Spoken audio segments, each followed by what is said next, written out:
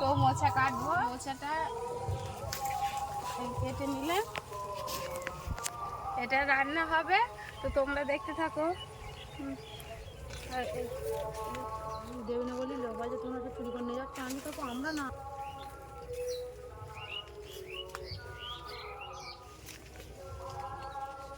তো বন্ধুরা দেখো এই মোচা কাটছি, আর এটা হচ্ছে মোচার ফুল। আর এই আর তাড়াতাড়ি করার জন্য আমি কেমন করছি দেখো,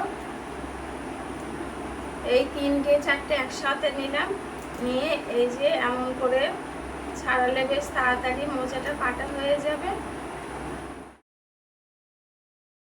এবার মোচাটা এরকম করে ছাড়িয়ে আর এই ভিতরে যে ফুল সেগুলোকে একটা একটা করে এরকম করে বেছে সবটাই নেব।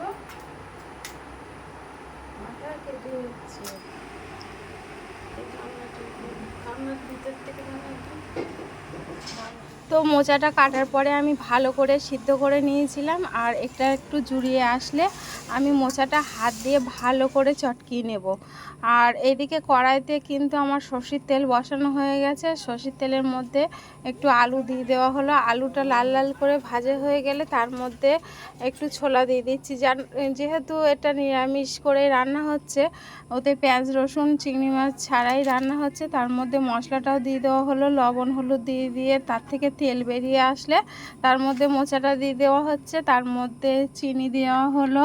চিনিটা দিয়ে মোচাটা হয়ে আসলে প্রায় হয়ে আসার মুখে একটু আটা দিয়ে দিলাম, কারণ মোচাটা বেশ টাইট মতো হয়ে যাবে, না তো একটা চেয়ে চেয়ে থাকে সেই জন্য।